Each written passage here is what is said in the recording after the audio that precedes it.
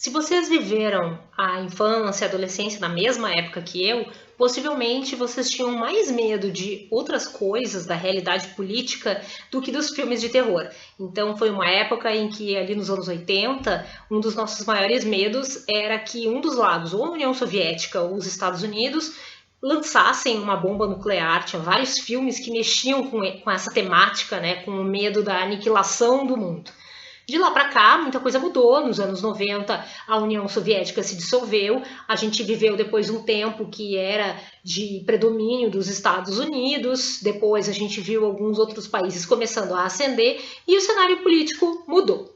Só que alguns destes atores lá daquela época continuam, né? Continuam ainda atuantes. E nessa última semana, eles resolveram voltar a brincar. E resolveram brincar de Halloween.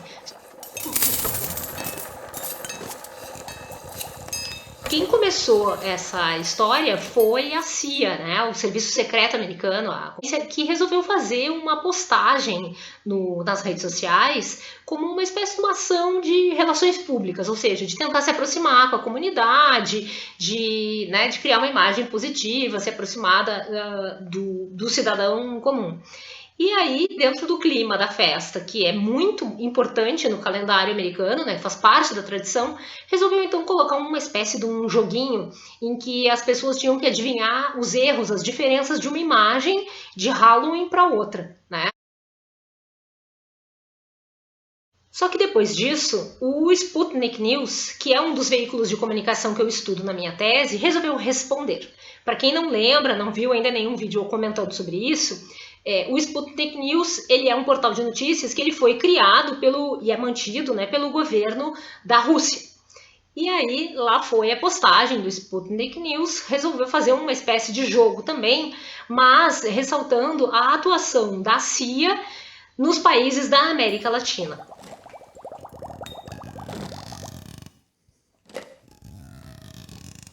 Por trás dessa brincadeira da CIA e da resposta do Sputnik News, tem muita política, sim, envolvida.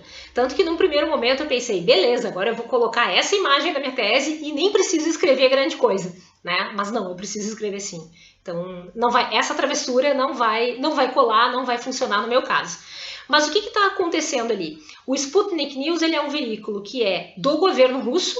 Tá? Ele se propõe a contar as notícias e as coisas sob um ponto de vista russo, e aí eles respondem e atacam a CIA numa das coisas que é um ponto fraco dela, né? Que é um passado, uma parte do passado que hoje já é conhecido, já tem documentos, né, sendo revelados que mostram sim que havia monitoramento, que havia envolvimento em muitas dessas operações na época aqui na América Latina, porque era um período de Guerra Fria, então era uma disputa ideológica e a CIA, sim, fez parte desse processo.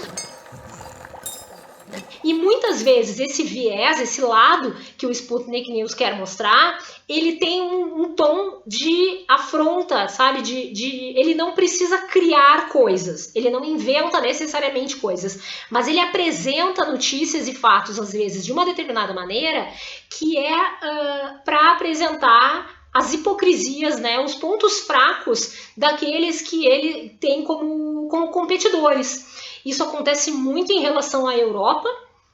Muitas vezes eles fazem coberturas assim, eles ficam relembrando casos como escândalos do governo X, a família real, os podres da família real britânica. Então, eles não inventaram essas notícias, mas eles dão uma amplidão às vezes para isso, ou eles começam a colocar em dúvida o resultado de investigações e de coisas que estes outros governos falam quando eles interferem em algum interesse da Rússia.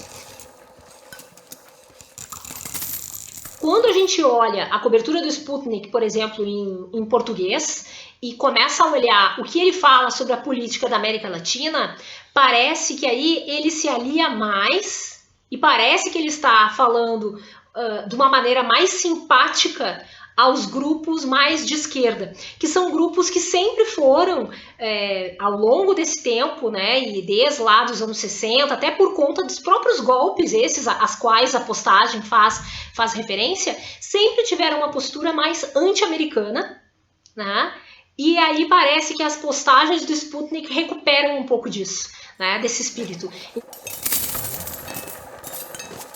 Eles fizeram um joguinho do Procure os Erros. Eu, na minha tese, então, estou fazendo o jogo é ligar os pontos. Né? Isso é um pouco do que a gente faz quando a gente tenta interpretar o texto, o discurso desses veículos de comunicação. Não só do Sputnik, mas isso também vale para outros. Né? Vale para a CNN, que eu estou olhando na minha tese, vale para a BBC, que é britânica, vale para Al Jazeera, vale para Fox News.